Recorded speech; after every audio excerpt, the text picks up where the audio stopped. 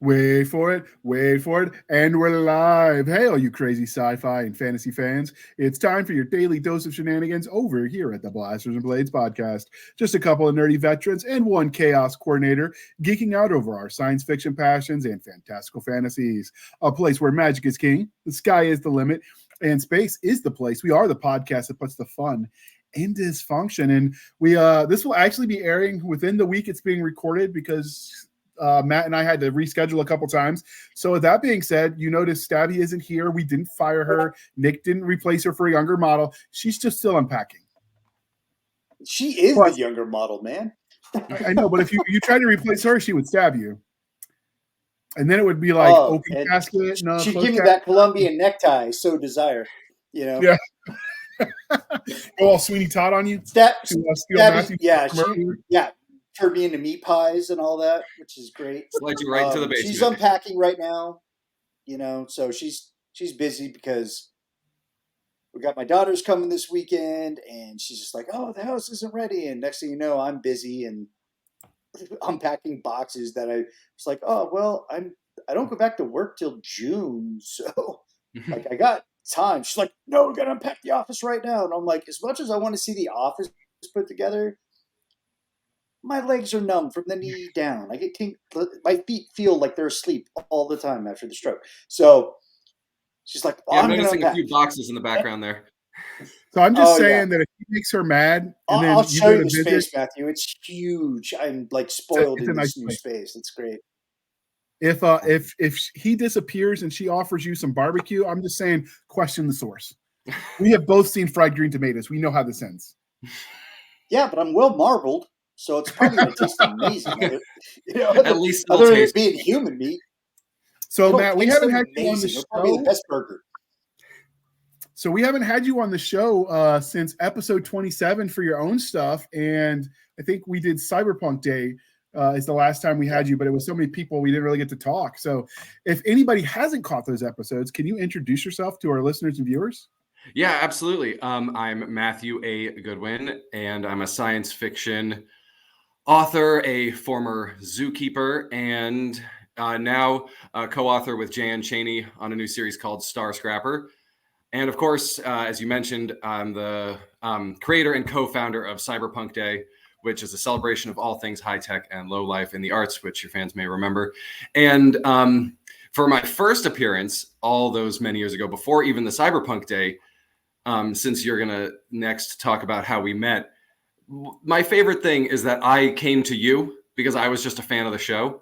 And now in the years since, I've got to launch a day and I'm now writing with Jan Chaney. So, it's sort of a testament to just do it, man. Like, get after it, chase your dream. And I just sort of said, hey, can I come on this podcast that I like? I launched a book. And you said, sure. And now, things have really turned around, really picked up.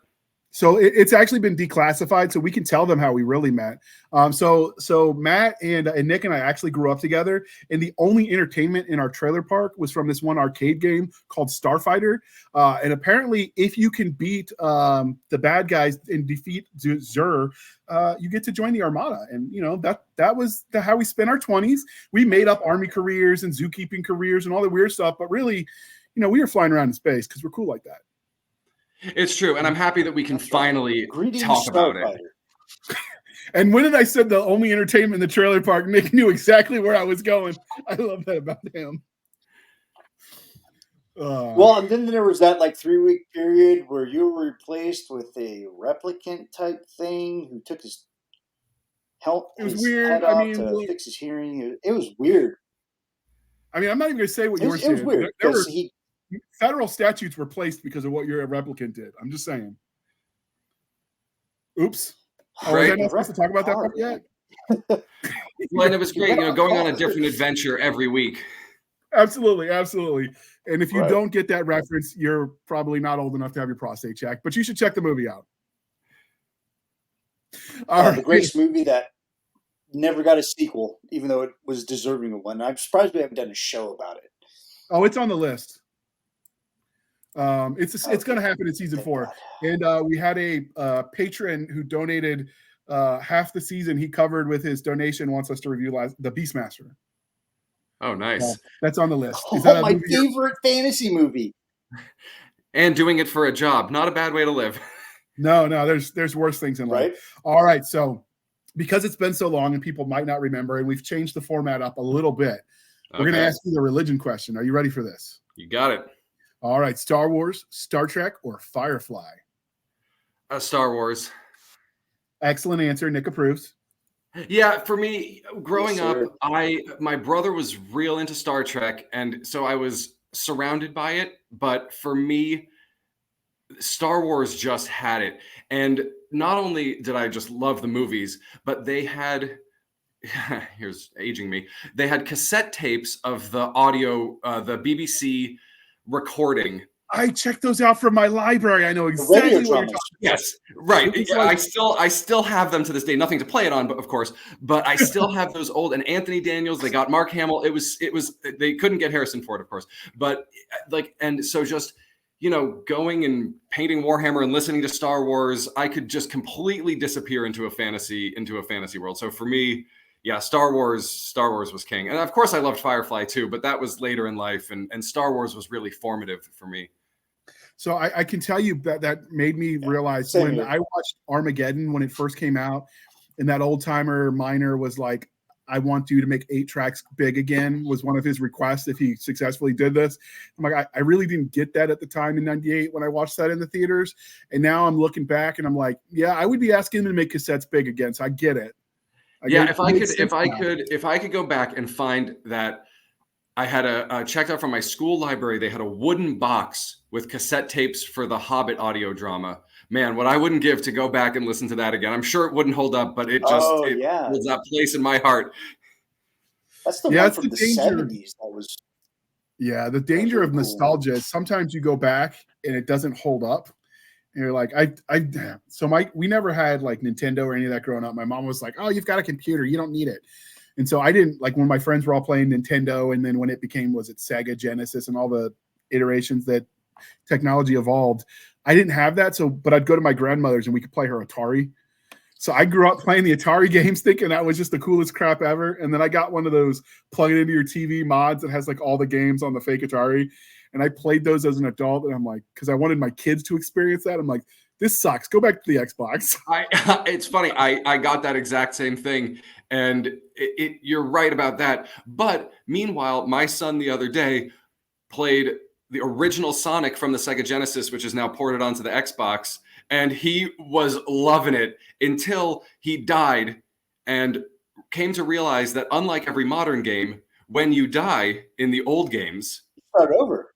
You're done. He's like, well, what about all my progress? And I was like, no, there's no progress. Hit start. You're starting the game again. Yep. I remember. And then the times where like something would happen, you get a power glitch, you know, whatever, and you're just lost and you didn't even die, but you're still rebooting. Mm-hmm. Any curse words were screamed at my television. Oh, yeah. My daughters and my stepson, when I introduced them to the NES Super Mario Brothers, the OG, right? Like, you get 3 lives, dude. You get 3 lives. And so when they got to the water level, which I think is World 4, kicked the crap out of them, you know, and they're just, I had never heard these kids. I didn't even know these kids knew those swear words. And I'm like, and it took me back to like being 10 years old playing this system and playing that game. I'm like, oh yeah, but I said it silently. I wouldn't dare say it so loud where my parents could hear it, but apparently I'm that cool parent, you know, like, oh yeah, Man, right out of the back of my head. Oh my, I remember throwing the gun at the TV screen once. Luckily, it was in 1980s television, and those things are built to survive a nuclear blast. So me throwing the plastic gun would break before that TV would. Yeah, and it did too. So, but then I found out that you can play it with the actual controller. You don't need the gun. But so I actually took my son. I was having him play the original Fallout, and he's looking at all the, you know, you go to the post-apocalyptic 1950s remains, and these TVs are still there. And he's like, they would melt, Daddy. And I'm like, mm-hmm. And then I showed him a picture of the TV we had growing up, which is like the big wooden box. And I'm like, no, they wouldn't. So a great thing about one Fallout that was 1, like 300 pounds. Yeah. When I was in, I think, 8th grade, I loved Fallout 1 so much that I pretended to be sick so that I could stay home and beat it because I knew I was close to the end. And I was not the kind of kid that was going to pretend to be sick, but I pretended to be sick so that I could stay home and beat Fallout 1. And I will never forget that feeling if for the spoiler alert for a game 30 years ago, to make that choice at the end of what to do with the Overseer. That is as good as gaming gets. Still to this day, I still love it. What did you do? What did you do to the Overseer? I shot him. Oh, me too. I was so pissed off. I was genuinely wrecked that they were turning me away. Yeah. I'm the only guy that's never played Fallout. Dude, you're missing. Well, the later ones understand. are not friendly because they get a little. No one's going to take my geek card because of all the other things. But no. Yeah, Fallout is the later ones are less family friendly, I would say. Yeah, that first Fallout. Well, and because of course for kids like me, that when you heard the voice of MacGyver as the mayor in the first town, it was little things like that where I was like, oh, this is the greatest game that's ever existed. Some people know him as Colonel O'Neill, Stargate. Oh yeah, Stargate is sort of my blind spot. I'd love to see him in. Yeah, I had a mullet. Maybe I wanted to be like MacGyver in the 80s. No, you did not. I did. There's pictures of it somewhere. I'll have to see if my mom still has them. I actually kept growing it because my stepdad hated it, and I'm so like he hated it, so I had to have it. And now I look back at those pictures as an adult, and I'm like, Dad, why didn't you tell me no? Right. This is stupid. Why did you let me go in public looking like this? It looked so bad, but I think everybody at that period. I think I had half a mullet. Or the rat tail was the other one people did. Even as a kid, I hated the rat tail. You had a what phase? I went through a ska phase. Ska, like punk. The band. Like I was wearing like the plaid pants with the zippers and the Doc Martens. All the chains. There's no photographic evidence. Oh yeah, but my mom would never let me do anything with my hair. So I couldn't do the mohawk. I couldn't shave the head. I couldn't go full on punk. So I had like a high and tight. I'm wearing all this punk, the leather jacket with the studs and all that shit. And like I said, luckily there's no photographic evidence. Thank God we didn't have cell phones when we were kids, huh? Oh, thank God. I'd be haunted by it because I probably look so ridiculous as I'm wearing a shirt that says from a band called Turkey Mallet or 4 inches from the floor. Now I know what I'm getting you for Christmas. Oh, I'll rock it now because I'm in my 40s and I don't give a crap. Right. No one can ever say that I don't have a sense of humor because the shirt that I bought after my stroke was the band shirt from The Strokes, and I wear it religiously because I thought it would be funny. And it's the same one that Sam Witwicky wears in the first Transformers movie. So I win twice. I wore the album T-shirt from Hello. Was it Hello? Give me a second. It was Hello Rockview's Less Than Jake was the name of the album. I think I could be mixing it up. It was 1998, people, but it was a punk band that I was wearing when I got to basic.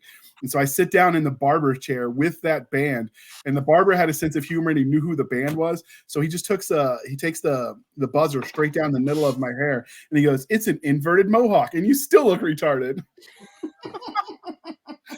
Oh, you could not say that. It's changed a lot the way they treated us at John Wayne School for Boys. Army barbers are a whole different breed, bro. They really had no F's to give. The one guy who thought he was actually going to get, an actual trim, he's like, just a little off the side, and they're, of course, handing in piles of his hair. There's always one. Yeah, let me get a medium fade, a little bit off the top, and then just meh. I think that's the only haircut they know. But okay, they do that. I don't know why they do that. I was told that it was for sanitary reasons. I think it's just so we all look like Brussels sprouts. I think it's the Brussels sprouts is a comment from Major Payne. I know where that comes from. Yes. My little Brussels sprouts when they're playing in the mud. Great movie. We should review that one too. My little Brussels sprouts. Have you seen that one, Matthew? I think I did at the time. I have zero recollection of it now, but the reference, I remember I could see the poster in my mind and I feel like I saw it at the time, but any recollection is long gone. There's a funny scene where he's trying to tell the kid who's afraid of the dark who thinks there's a monster in his closet. So he pulls out his pistol and starts shooting the closet. And he tells the little 6-year-old if he ain't dead and spraying happy. Pulls out a 1911 45 caliber pistol and unloads a whole mag. And if He he's just in mag there, dumps the he closet. ain't happy. That's the best line ever. All right. He So goes, Major Payne executed the boogeyman with extreme prejudice. he tells the story of the little engine that could set in Vietnam, and he's like, but he couldn't run because he didn't have no legs. He ain't got no legs. It's a great movie. Oh, that's a great movie. I'm putting it on the big screen tonight. That's happening. Yeah, that's happening this weekend. All right, because we're polytheistic. Game of Thrones, The Wheel of Time, or Chronicles of Narnia? Or Beastmaster. I mean, okay. The Wheel of Time book series. I loved Robert Jordan when I was young, because I grew up with the in a time sort of before Harry Potter, so I was reading Lord of the Rings and Silmarillion, and so the Wheel of Time, like big fat books that you could like hit a kid with, like that was a theoretically, we don't encourage child violence here, people. This was I meant like between children.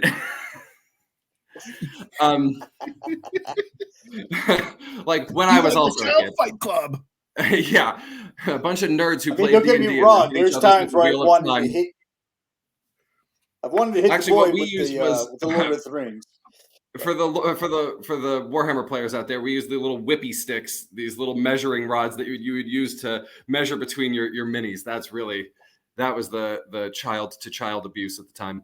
But so the Wheel of Time I loved, and the Game of Thrones show I was enamored of, and went back and read the books. I didn't love the books as much. I didn't love Martin's prose, but I really loved the show. And then I didn't love it so much and was brutalized by not the Daenerys character stuff that I totally understood, and they just didn't give it the right amount of time, but it was the obvious, not caring anymore. So that would have taken it off completely. Was it season 6 by chance where you were like, I don't care anymore? That's where they lost everyone. Last 2 seasons. That seems to be the common theme. The Battle of the Bastards was, for me, as good as I'd ever seen anything on television. The episode, the story, the culmination, but then the battle, it was one of the best medieval battles that's ever been filmed in movie, television, anything.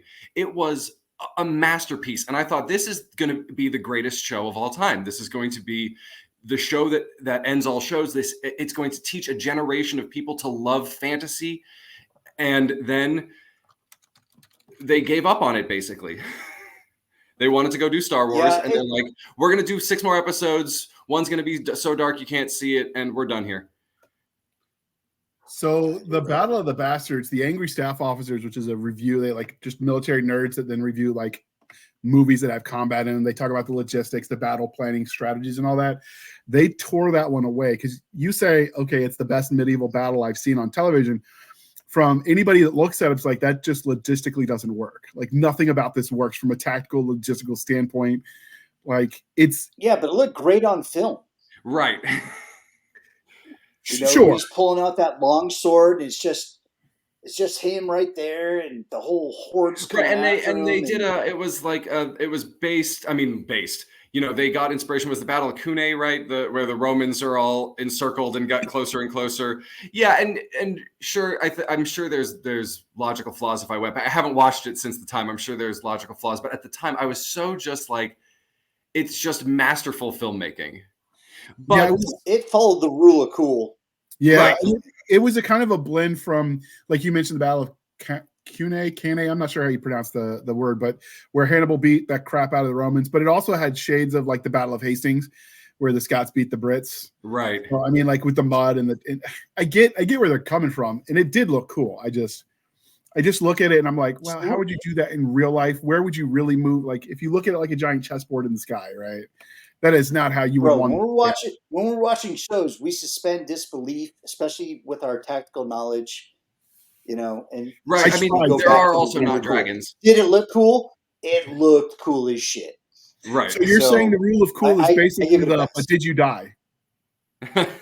Yeah, it really is. Because if you look at a lot of the media that we consume, even I mean, whether it's visual or like me, I'm an artist. So when I read books, it plays in my head like a movie. So the rule of cool is definitely a factor if the writer wrote it right. So you got this lone guy sitting there taking on a Mongol horde of people on horseback, a cavalry coming at him. And he just takes his belt off and draws his sword. He's like, not today. We're doing this, and just balls so big that he can't even walk. Like TSA would not allow this in the airport because his balls are so big, and just wants to take it. And then he gets the support because that's how they set up that shot. Was that he was, the lone sword fighter, and he was just going to take on everybody. And then he gets the support, and you're like, yeah. Like I get goosebumps still thinking about that scene. It was probably one of the best scenes in the entire series. Mm-hmm. That the rule of cool is definitely. So I guess revenge in that episode too, which was pretty satisfying. Yes, I guess for me, like I've listened to. Great. So in terms of storytelling, there's also it's not just the battle. There's also the culmination of a lot of storytelling that was really cool. I just listened to George Martin talk about how he's used real history and he's so much cooler than everyone else because of it. And then I look at some of his real history and I'm like, yeah, but did you really? Just because, this might be a hot take, but I think he's a hack. Well, I went and heard him speak, and the one thing that really stood out to me was that he said he did like to play with conventions, and if there's a thing that you're used to in storytelling, he's going to try to do it slightly differently. So like you have these noble guards that are the last heroic guards at the end of the world, but they're all rapists and murderers.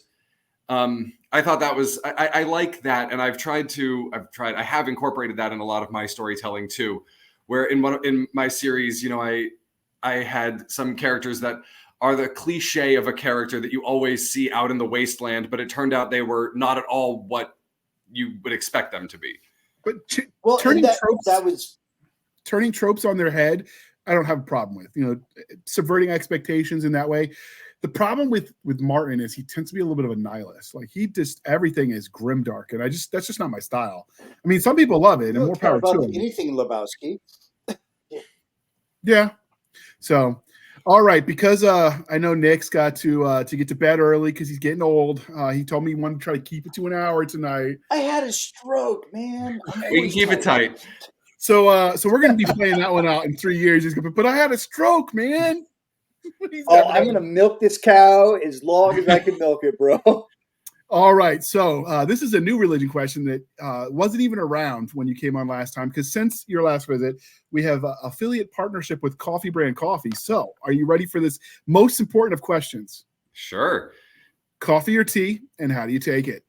Oh, black coffee. So I drink a not healthy amount of black coffee, and there was a running joke when I still worked at the zoo, so we would get free coffee from the cafe as part of our employment, which I think is why I lasted as long as I did. And the running joke was that free coffee, I'm in. Right, you could always tell where I had been because there was this much left in one of the coffee cups that I had abandoned on my way to go get the next refill of coffee. So I have pictures like of it on a wheelbarrow full of shit, or next to whatever marsupial display or whatever. You could just find my abandoned coffee cups everywhere. That actually, you'll get a kick out of this. I worked at Starbucks to play for grad school, and they would give us a free pound of coffee every week as part of our package.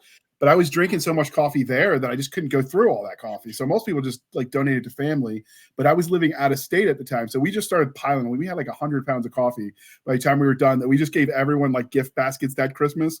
And they thought, oh, like he loves us. Look how much money he spent on us. And I'm like, yeah, right. And because we were setting up the apartment for the first time, this is the first time I lived out of the barracks. So we went to the liquor store and stocked up. Well, they were closing down the liquor store at the time. And Philly has weird liquor laws.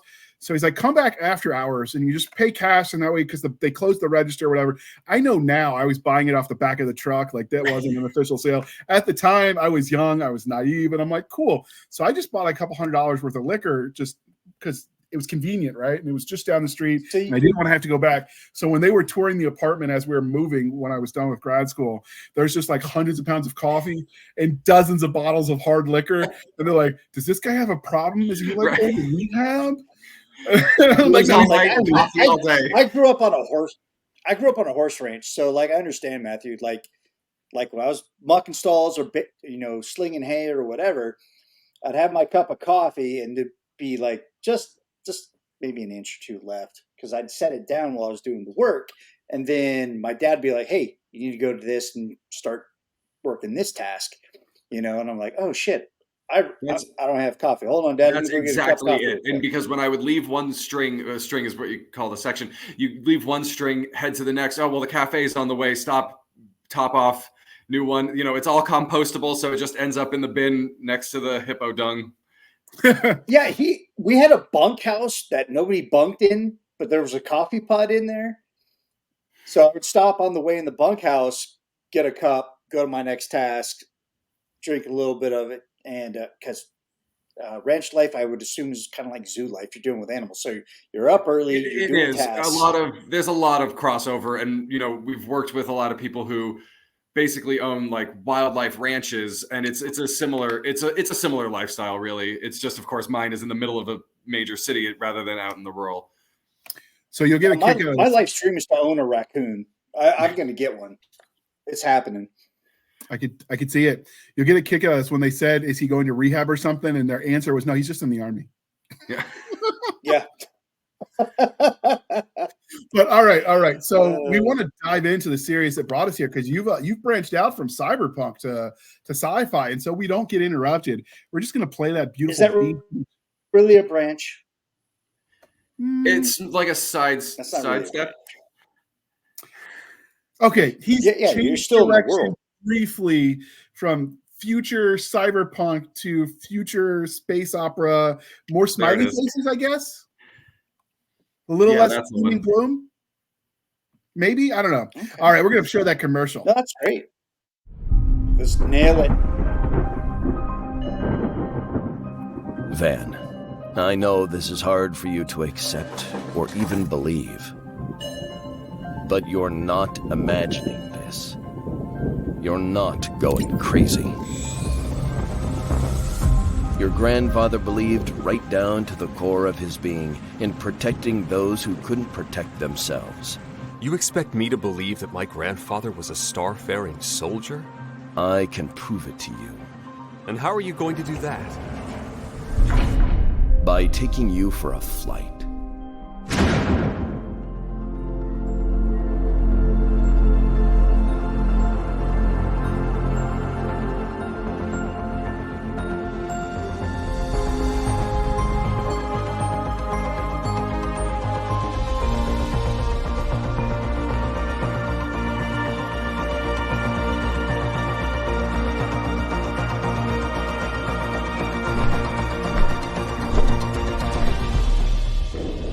Whenever you're ready, Van.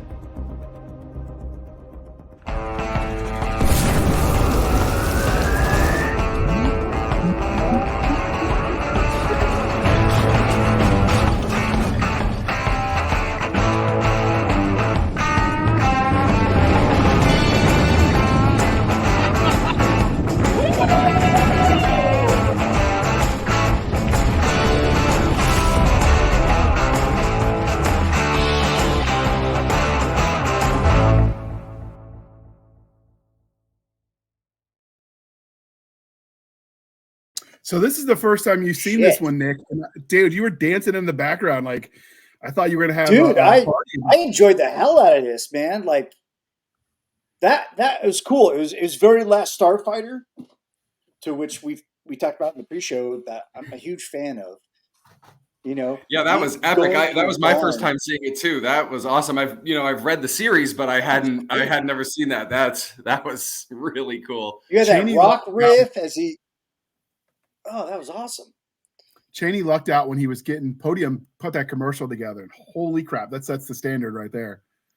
Oh yeah, God, dude, that's probably the best. If you haven't read Backyard Starship yet. I have been on a tight budget, so I've been doing the library to find books right now. but hopefully I can turn that around. And because there's a lot of the indie books I want to be able to read, but not all of them, unfortunately, are in the library system. Come out and visit me on the mountain. We have reading nooks all over the house now with signs that say, "Shh, I'm reading."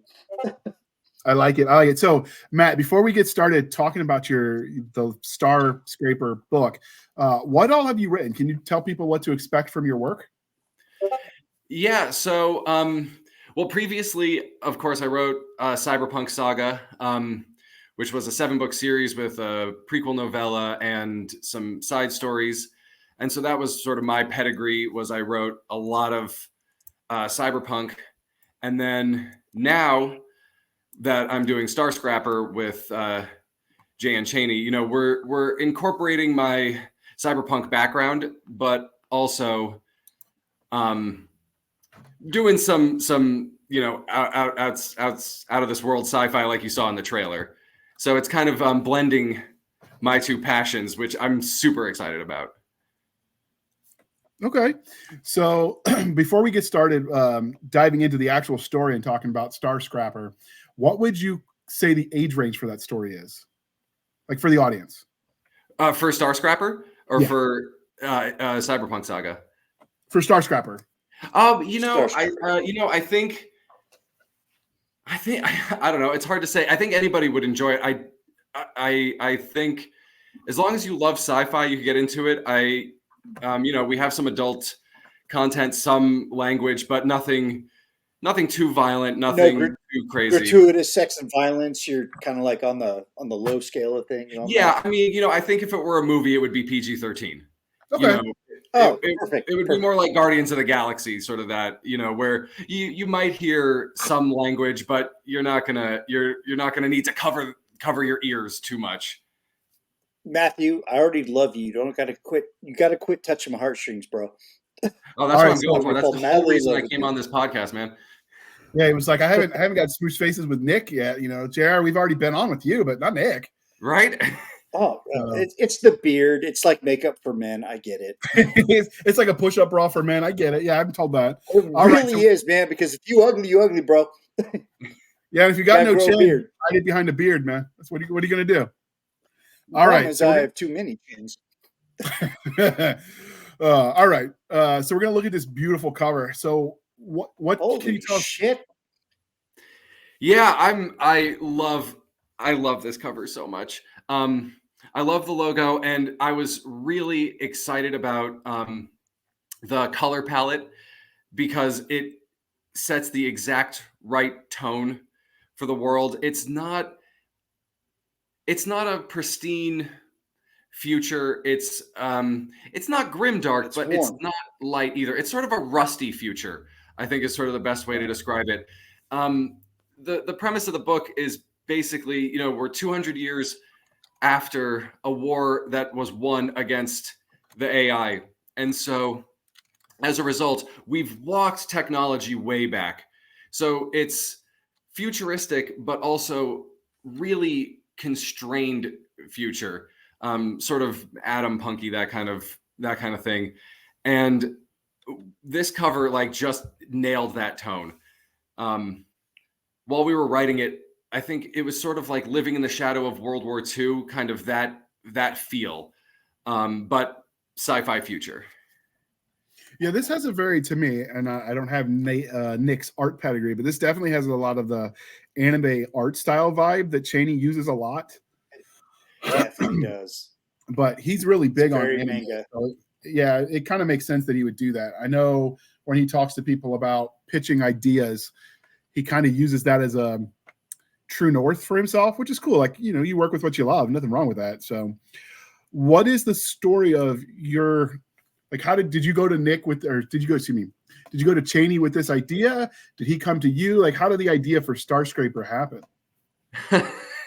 It's funny. I had never once thought scraper, and I put it into Amazon Star Scrapper to see if it would come up. And I just saw a bunch of paint scrapers. And I was like, I think this is going to be a thing that people keep saying, and I have been proven to be right so far. So he came up with this idea of a guy who is living in a post AI world where AI is illegal, and he finds an AI who has a great secret about a grave threat. And we just workshopped that idea.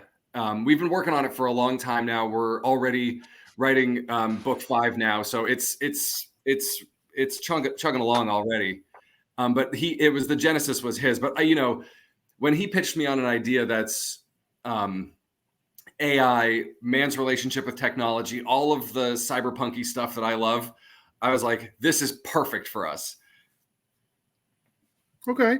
So how did you meet Cheney? Did he just come to you because he found your books with the cyberpunk? No, we met through a mutual friend at the Vegas 20 books to 50K Vegas a few years ago.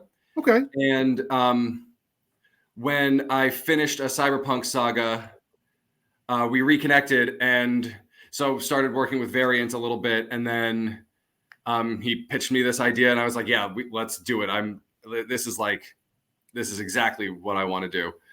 So we've now known each other for a couple of years and been working on this now for a while too. So how much has changed from the original concept that you and him came up with to what it is in the final production? Like, some things have changed drastically as you develop a story and you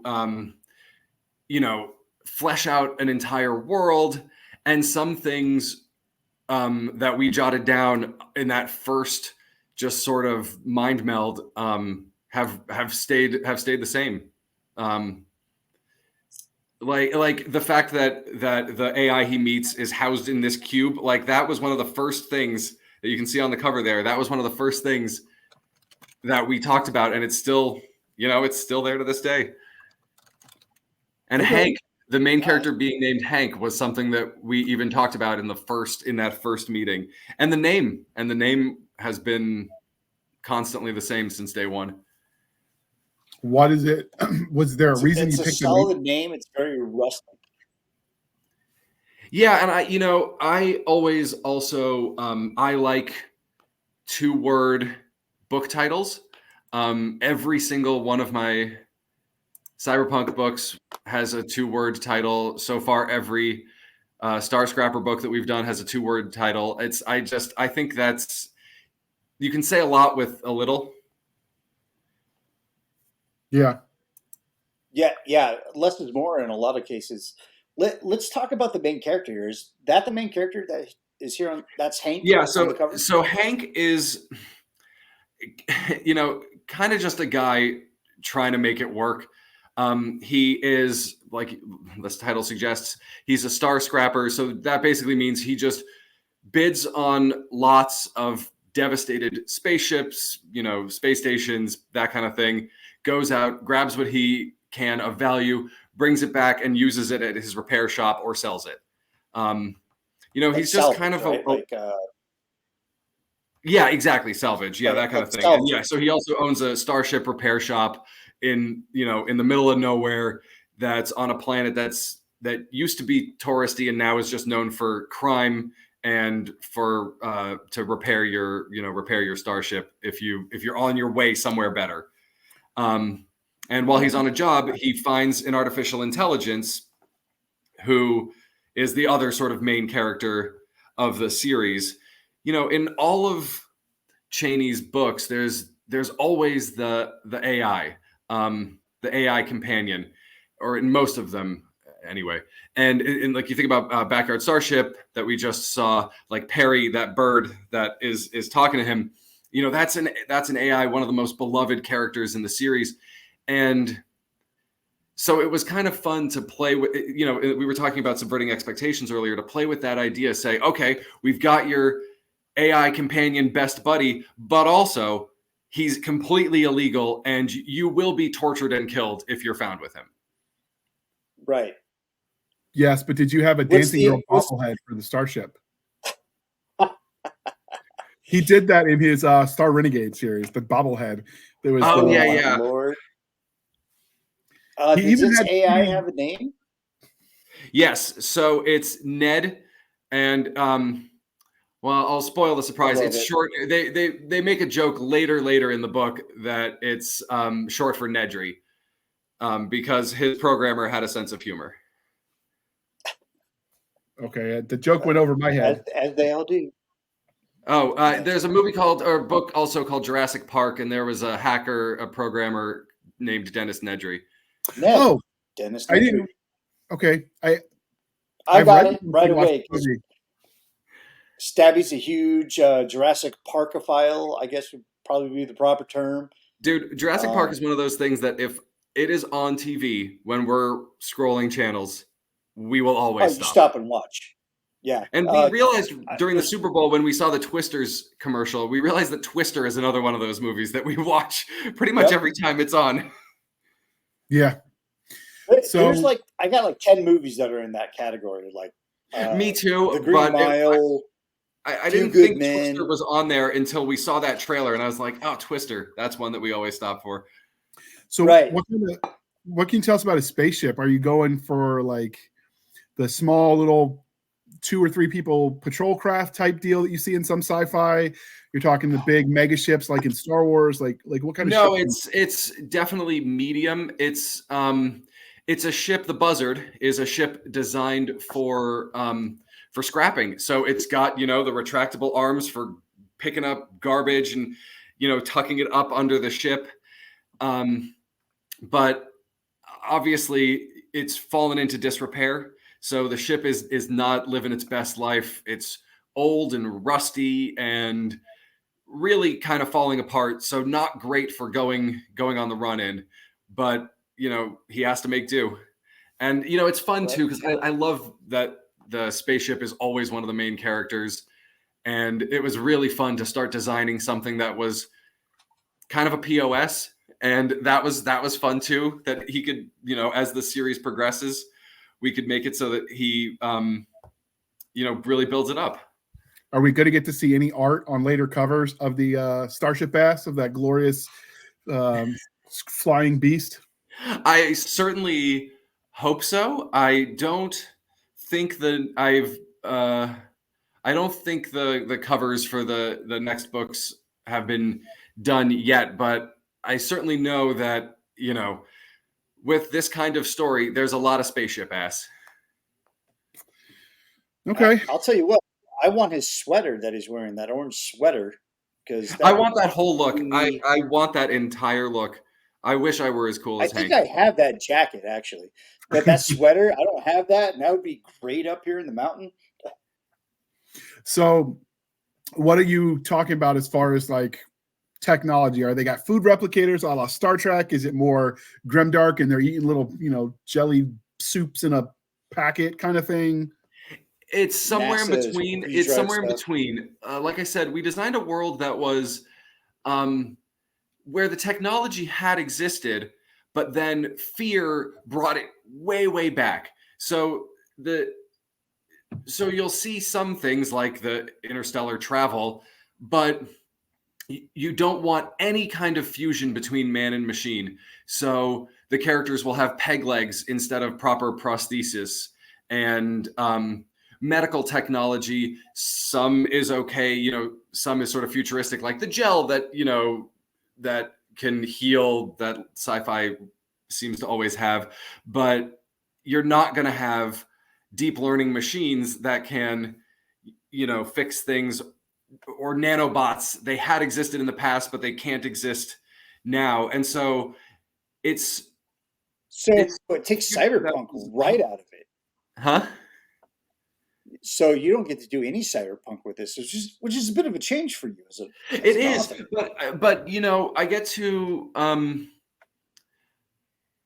to explore the same concepts of our relationship with technology, and that was something that we sort of wanted to focus on because AI is such a hot topic right now.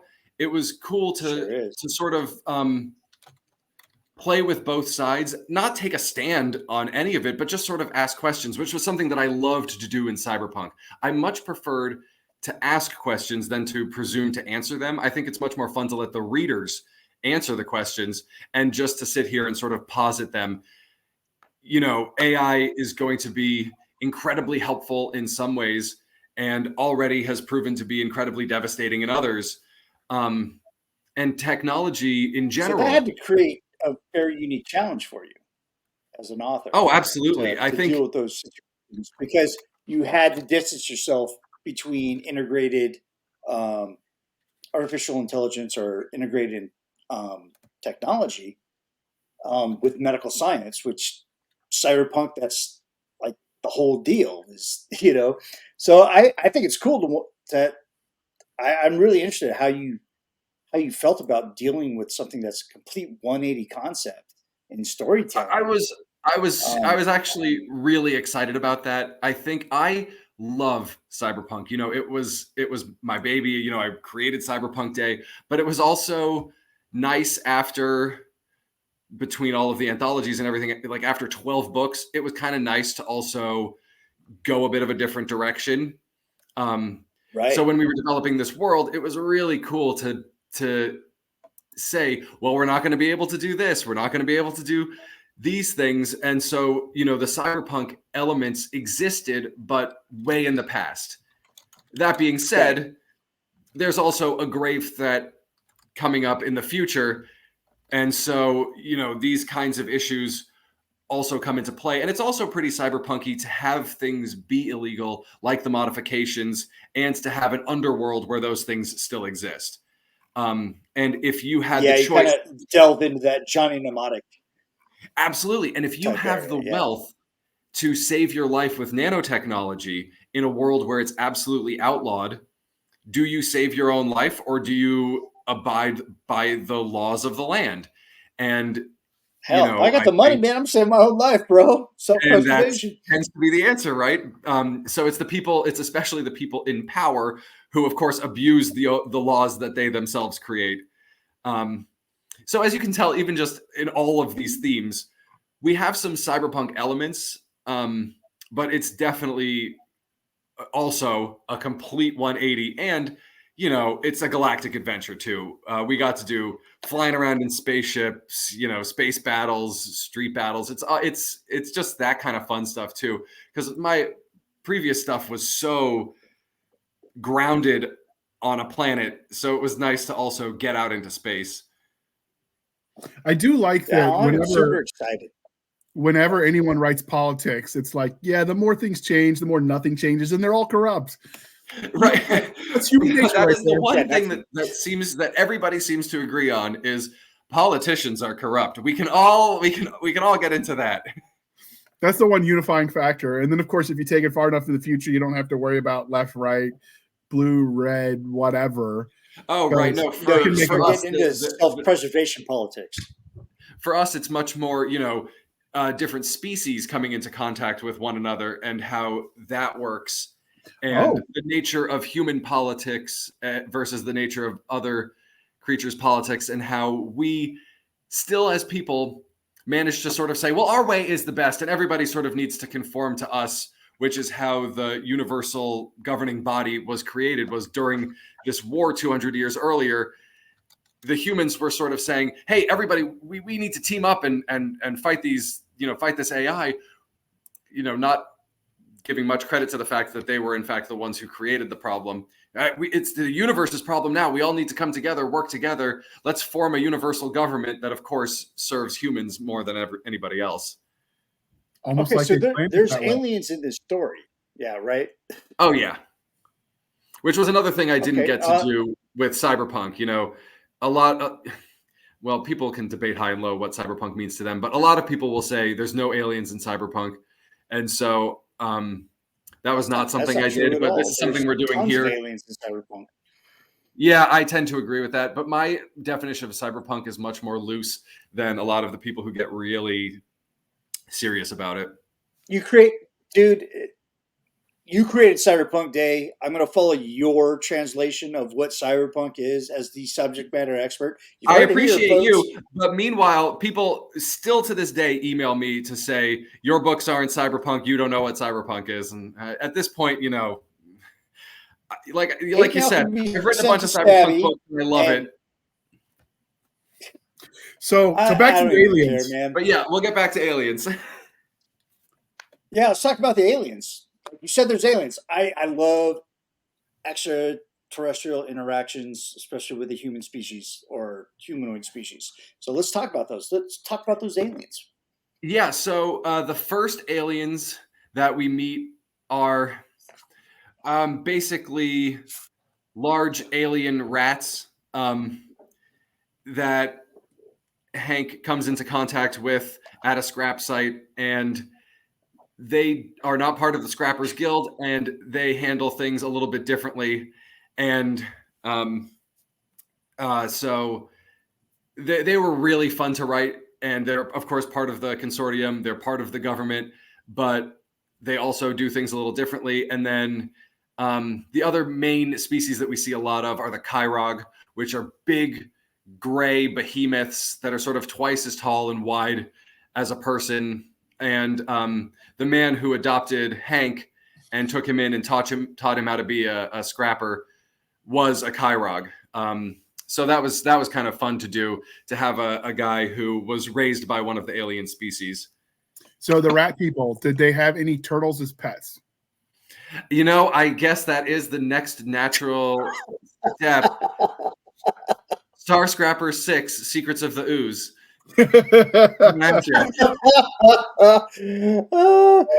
So Splinter's the main character, and then he picked up some. Right, it's turtles. The series has taken a hard turn now. Cheney will love it. It'll be okay. So I don't know, man. Like Cheney's a Cheney nerd. will love that. He's an old school nerd. He'll No, take it. no, I assume. I've never met the man. I've never talked to him, but I like to think that he's a big Eastman and Laird TMNT guy. Oh yeah, I if I'm not mistaken, I'm pretty sure he has a Teenage Mutant Ninja Turtles pinball machine in his home that I think I was playing with. No crap, really? Not that long ago. So yes, that I think he would be as into this as we are. Nice. I think I need that in my office. You've got I room. think that's the next order of business. A good way to keep you standing, practice your standing, that kind of stuff. Pinball machine. Absolutely. That's right. It's right. I look like an therapeutic. ATST guy right now, but you know, So I'm up for that. Are you planning on adding more aliens, or are there only like humans? We've added other alien species, but they're not. There are fewer of them. They're a smaller part of the populace. So there are certainly other types of creatures walking around, and you know, we meet them throughout the series. But those two sort of represent the two that you come into contact with the most. And you know, more than anything, I think we even make a joke about it in the first book, is that humans just spread everywhere, and that we're the most sort of prolific species. We're ubiquitous throughout the universe, that once we start populating, we just get everywhere. Checks out. Now, right? We've been referred to as space herpes in some sci-fi circles. Like, we just spread everywhere. Do the other aliens? I'm thinking of in Matrix, when humans are a disease, you know. Yeah, a virus. Yeah, that right. So, do the other alien species, do they have comparable lives, or are they longer lived, which explains why there's less of them from like evolutionary standpoint? Yeah, so I think we did a bit of both. The Kyrog are longer lived, and there are far fewer of them, and they don't have a great history with the humans. You know, the humans discovered giant peoples who were very strong, and it doesn't necessarily work out well for them, because the people were like, hey, you know what would be great is serving in our militaries and helping us out and doing all these things. But then we're definitely not going to take care of you after.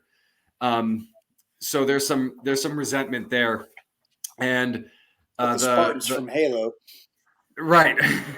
And the Vecras are more are shorter lived, but there are tons of them, though you don't see them quite as often as humans, because they're off sort of doing their own thing. Or they're hiding in subways. You never know. Right. I mean, I've seen some of the New York subways rats. They could be. I mean, yeah, they're just huge. They're the king rats, they're man. Half the size of Splinter. Yeah. All right. So what about some of the secondary characters aside from the starship and the AI? Are there any like companions that follow him? Oh, of course. I mean, you know, you gotta have your crew. So you've got the AI Ned, who, you know, thinks of himself as still a soldier fighting this fight, but he's fighting it on behalf of a government that has made him illegal and wants him destroyed. So it's a complicated situation to be in, to be programmed to believe in something that no longer believes in you. Right. So that was a fun. It's a fun thing to play with, and it's fun to also think about the idea of Ned's personality also reflecting the personality of his programmers from 200 years ago during wartime. So he has his own he has his own very complicated internal worldview. And it's just a lot. That's a lot of fun to explore. And then, of course, without giving too much away, there's a female bounty hunter who Hank comes into contact with and ends up sort of helping Hank come out of his shell as a scrapper and move into more of a leadership role, which he's going to have to take, as they discover what's behind this plot, what's going on in this vast universe. So you mentioned guilds. There's two ways you see people when they write guilds in science fiction. They either tend to go basically just modern unions in space with all the politics that presumes, or they go a little bit more, I don't know, Scarface kind of mafiosa with it, where the guilds become de facto crime organizations themselves. So what approach did you take? It was more of the union approach, but there's also certainly a gang leader who is part of the storyline and who affects Hank's life. And so while he technically works for the Scrappers Guild, he does also owe money to a gangster. So there's complications because his adoptive father, the man who raised him, also enjoyed gambling a bit. So, he has some inherited debt in addition to his inherited scrapping business. Oh, that stinks. You didn't even get to enjoy the pleasure of whatever the gambling was. You just stuck with the debt. Yeah, it's Hank's not in a great place at the beginning of the story. He's just kind of making it work as best he can given the circumstances. And so when Ned comes along, it presents a complicated opportunity because do you want to work with this AI who is highly illegal and puts you in an even worse spot, but who probably has some aptitudes and abilities that could change your life? So he can help him sell propane and propane accessories, Hank? Yes. I mean, his last name is Hill, just so we're clear. Wait, really? No, of course. I was all for it. I'm like, hell yeah. The sequel nobody expected. Star Scrapper 2, Electric Boogaloo. Right. I actually thought, like, when you said Star Scrapper, I'm like, oh, cool. They're like somehow harnessing the residues of dying stars. That's an interesting concept. But, No, more like just a scavenger in the stars. So how come you went with Star Scrapper instead of like Scavenger or any of the other relic hunters that you see sci-fi terms that are used?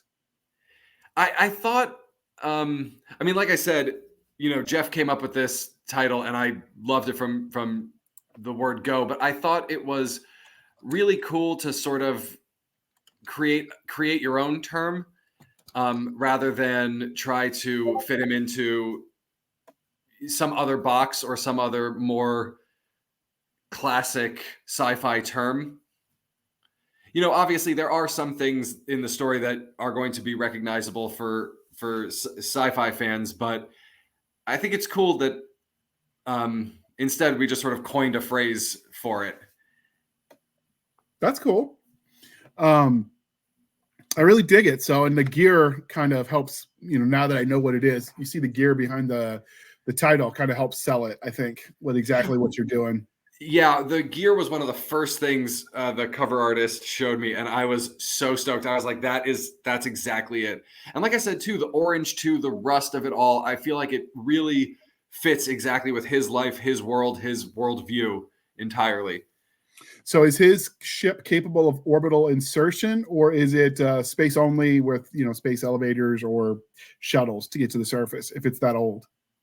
No, it goes in, it lands. We just got to do a bit of suspension of disbelief. It lands, but it definitely. I love describing how it rattles and shakes every time it is going in for a landing, and you kind of feel like, oh well, this might be the last time. Okay, so you're saying it was built by Delta Airlines. I got it. Does he ever find extra bolts just laying around?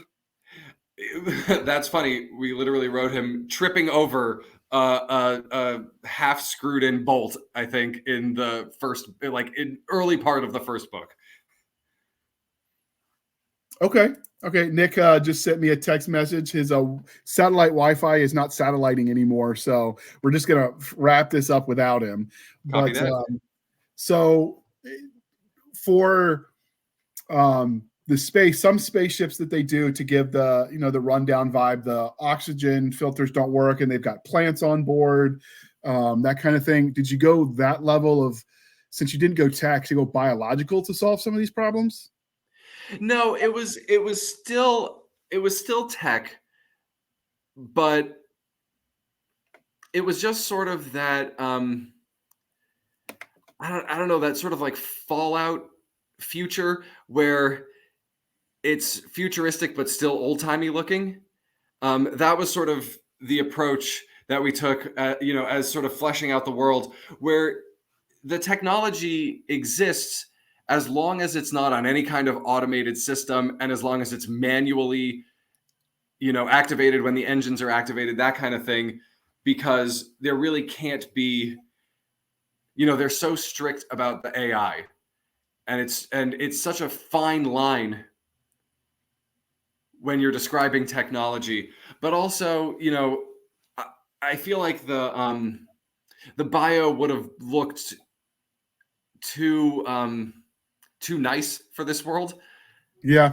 Like the whole, like any sort of solar punk would have just sort of not matched what we were going for with it. So where do you guys draw the line? Well, not you, but the world draw the line between just a sophisticated algorithm and true AI.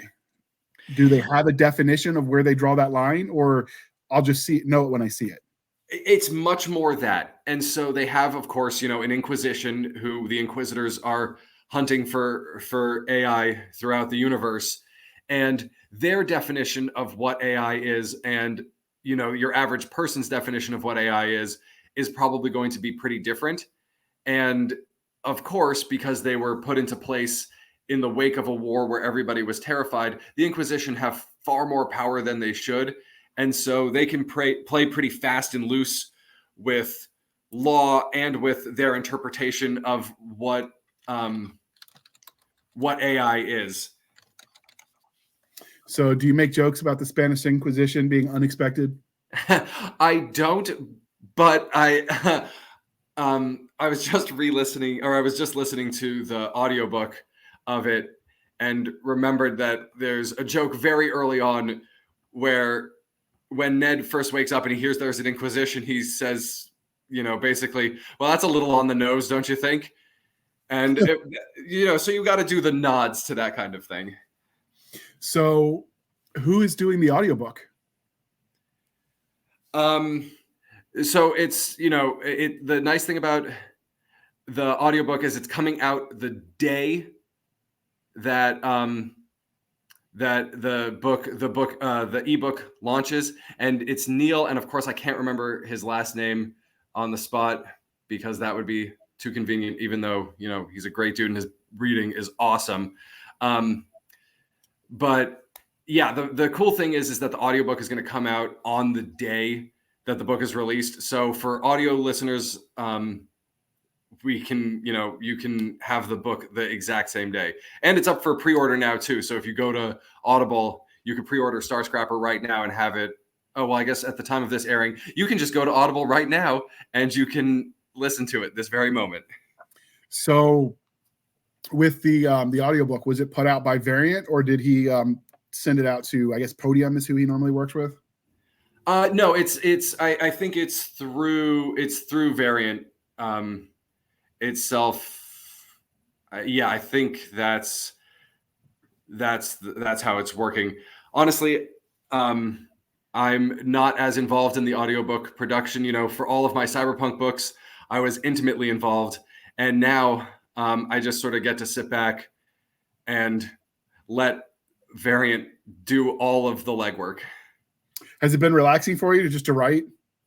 Yeah, this is a dream, just like working Cheney with is a machine. and writing sci-fi and not having to do all of the stuff that I had taught myself to do as I was still working at the zoo and trying to start a writing career. It's an absolute dream to just do some writing. Yeah, I'm not saying it's true, but I would not be surprised if we discovered Cheney was a replicant, because I don't think that guy ever sleeps. No, I don't think it's possible. I mean, even with all of the co-authors, helping out, like, the dude is a machine. I've never been more impressed with a person I've worked with than I have been now working with Jeff. So what you're saying is this, the AI Inquisition might have a problem with him. Almost certainly. So you've talked about some of the characters in the world kind of being like post-war. Does the war have a name? Yeah, they just call it the Old War. And what's kind of fun is we went a little vague with the Old War, where it sort of all has this old-timey quality, where they referred to the enemy AI just as the enemy AI. And the cult that they were fighting, they just referred to as the cult. And it was a very sort of, simplistic, futuristic worldview that I thought was a really fun way to do it, rather than give them all these complicated names and all these things. It was very much like this universal organization just gave everything the most simplified name that they could and just referred to them as that from here on out.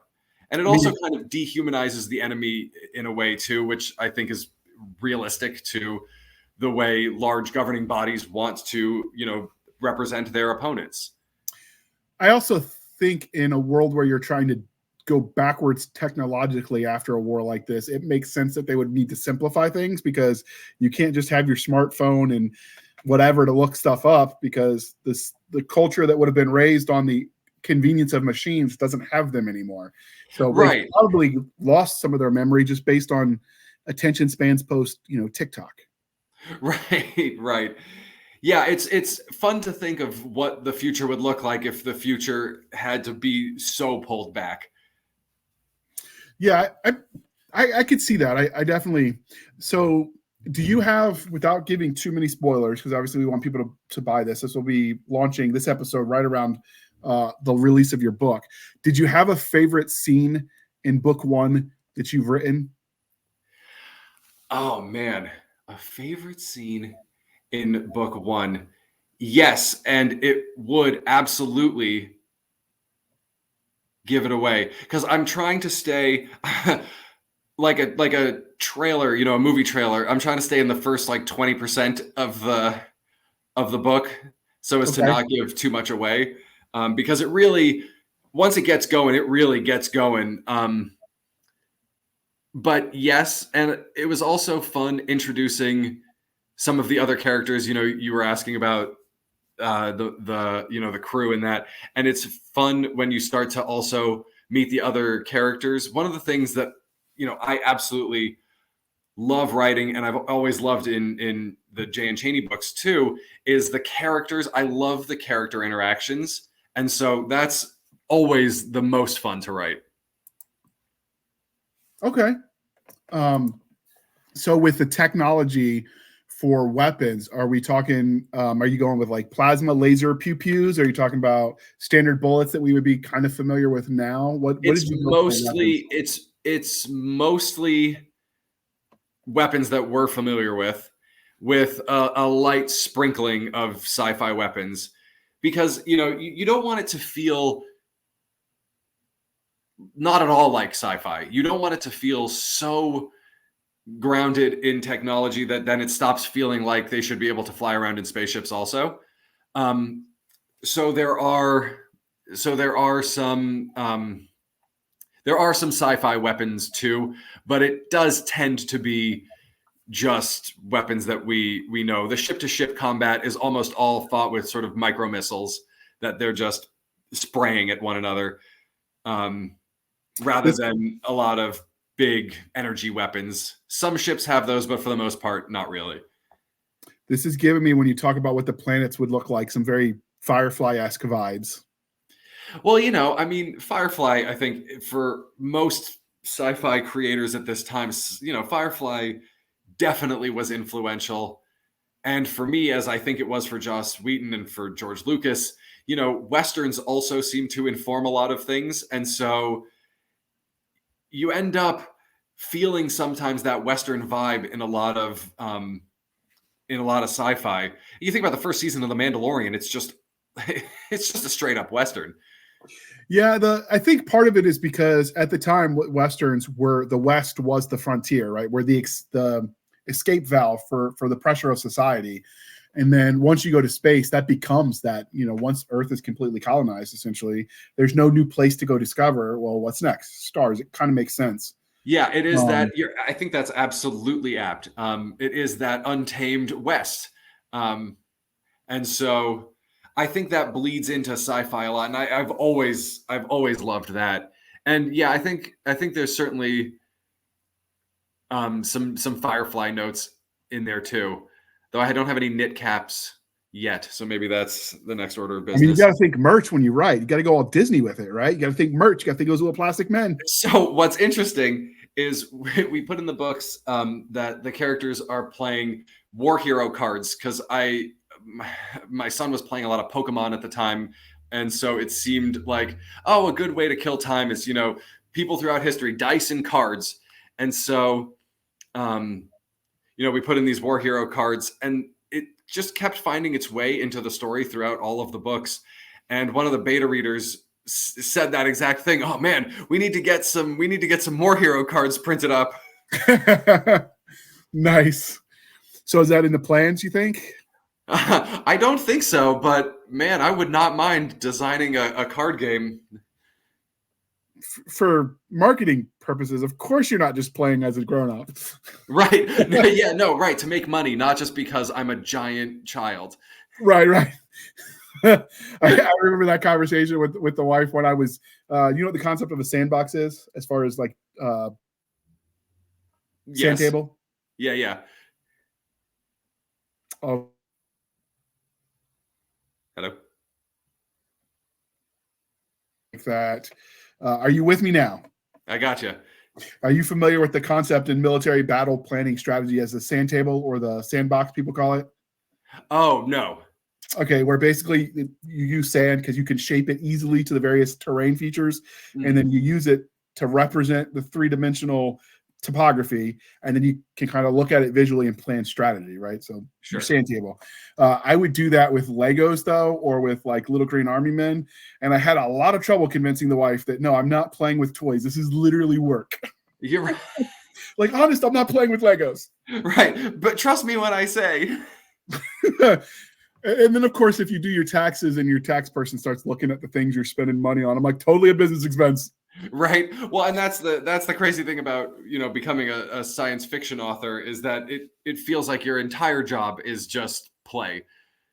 Yeah, I mean, I could see it now. Like, I could totally justify people buying like little spaceship toys, either Star Wars or Warhammer or whatever. Like, no, I use these to plan the battles. This is I've totally 100% used Warhammer miniatures to scheme out battle scenes. That is tax deductible. That is, I hadn't even considered that. My entire hobby budget was about to become a tax deduction. But I mean, it just makes sense. In a hypothetical world, that's what I would do. Yeah, right. I gotcha. Well, tax season's coming up, so maybe now's the time. All right. Was there anything about this series? Because obviously we don't want spoilers. We want people to go out and buy the books and read the books or the audiobooks. Was there anything about this series and this book, Star Scrapper, that we didn't ask?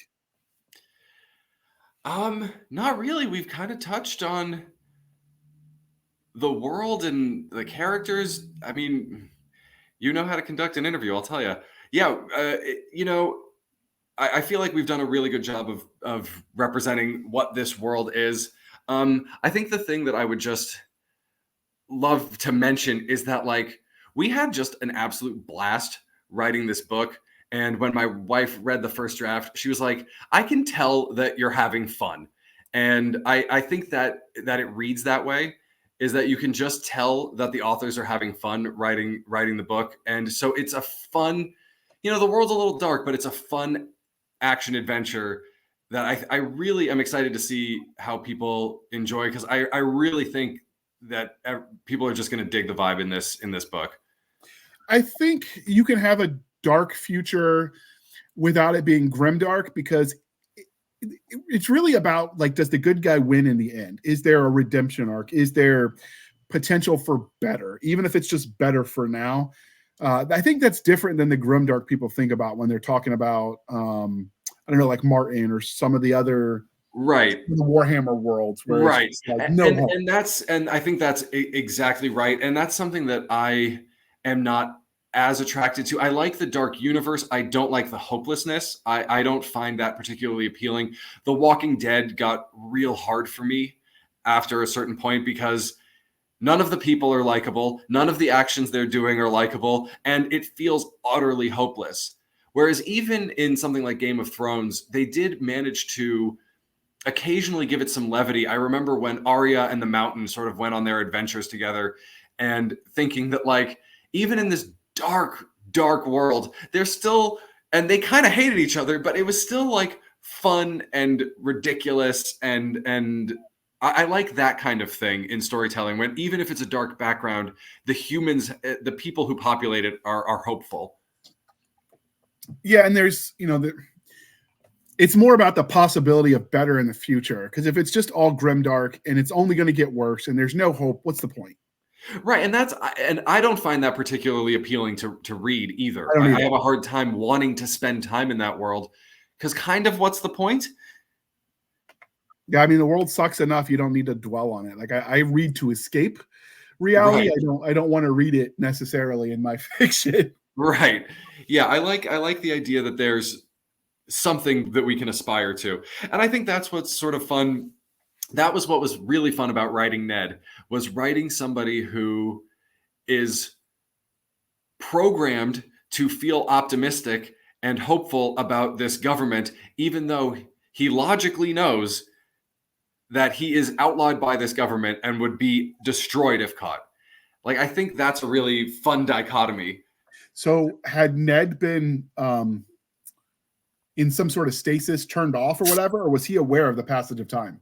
No, he was knocked out. So if you read, we put out a prequel short story that you can find by joining Jay and Cheney's Renegade Readers on Facebook, or subscribing to the mailing list, and you could get the free short story. So it actually introduces how Ned got offline for 200 years, although I just kind of spoiled it. So let's ask a little bit of a logistical question then. So for people, because some of the listeners have heard other authors that we've talked to that write with Cheney, so we've got a decent number of his kind of audience that do listen. So if they've already subscribed to the newsletter, if they're already in the group, how do they get that short story now that it's a new series? Oh, it was sent out in an email. A week and a half ago, you would have received the email with the short story. It's called Old War's End, and it's about the end of the Old War, and it sets up all of the events of Star Scrapper. And if not, if failing that, in the Facebook group, if you're in the Facebook group, it's been shared out, I believe, or you can just find me. I'm all over the Facebook group talking about Star Scrapper these days. So if you want that story, just hunt me down, and I will send it to you in audio or ebook. Oh, freaking standing. All right. So this is the part of the interview, dear listener, where I remind you to please be kind and speak your mind on the reviewing platforms. Your reviews help the right readers find the right books. So do your part. It really helps, especially with a new series, because those kinds of things tweak the algorithms, the evil AI, and let other readers find it. And the more people that find the book and read it, the more sales, the more likely the publisher is to keep it going. So if you like it, spread the word. Yes, please, Evangelize. because we got it slated for 6 books now, but we have a 12-book arc that if it sells well, we would love to dive into. Now, if it doesn't sell well enough for the 12 book, do you plan on giving a satisfactory ending wherever you stop it? Absolutely. So, not to call out Star Wars too much, but I'm very much of a mind that you want to plot things out so that the stories make sense from the beginning. So with the Cyberpunk saga, as soon as I finished the first book, I plotted out through the entire series. And with this one, we have really tight endings for if it ends at 6, if it ends at 12, and if it somehow were to find the legs to go to 15, it could find, we have really satisfying conclusions that close out the story. And so I would presume then at a certain point, if you hit 15 and it's still popular, there's potential for spinoffs. I mean, I think it would be really cool to do more of the old war. There's, I think the way science fiction authors in general work is as you're fleshing out a world, as you're developing a world, you inherently come up with characters who you want to explore more of. And so there's a ton of spin-off opportunities if this world were to become, very popular. I mean, you look at what Backyard Starship is doing now. There are so many different stories being told in that universe and other plans coming out. You can see how when a book series really takes off, there's a lot of storytelling possibilities. Okay. So is this pretty much your prime focus right now? Or are you still doing some cyberpunk? This is my prime focus right now. Our anthology was the last cyberpunk that I've done for a while. It was, for those who haven't grabbed it, Deadly Enhancements was a cyberpunk anthology that we put together, and that was the last cyberpunk for a while. I love it, and I hope, we actually took a break from Cyberpunk Day this past year. All of the people who'd been running it for the last several years, it had grown to a point where we are going to need a little bit more help, and so we just couldn't get it together this year. But for next year's Cyberpunk Day, hopefully we'll be right back in the swing of things for that. But for now, Star Scrapper is really where I'm focused. I don't want to sort of spread my brain too thin either. And it's a pretty vast world, so there's a lot of moving parts to keep in mind. So do you keep it in your old brain pan, or do you have a universe Bible somewhere that you keep track of? Universe Bible. So I did not do that with a Cyberpunk saga, and I regretted that because I had started to look into possibly turning it into a role-playing game. And so I started to collect all of the different companies and things that I had mentioned, and I realized I didn't write any of them down, and I didn't remember any of them because, after writing 12 books, it's hard to remember all of those little things. So with this series, we definitely have a world Bible, and and even using that dastardly AI, doing some AI art so that we can visualize some of the characters, that kind of thing too. Okay, cool. All right. And so if readers and listeners want to track you down, stalk you as they do, how can they find you on the wild interwebs? So I'm easy to find. I am Thuto World, THUTO World, on pretty much any platform. So that's Facebook, Instagram, Twitter, X, although I'm not super active on there. I suppose I'll need to break into the world of TikTok, but I haven't done that yet. And then, of course, if you go to J.N. Chaney's Renegade Readers, the Facebook group, we are closing in on 40,000 members. So that's pretty cool. It's a really fun reader space. So if you go there, you can also track me down there because I'm getting into it now in that Facebook group. Okay.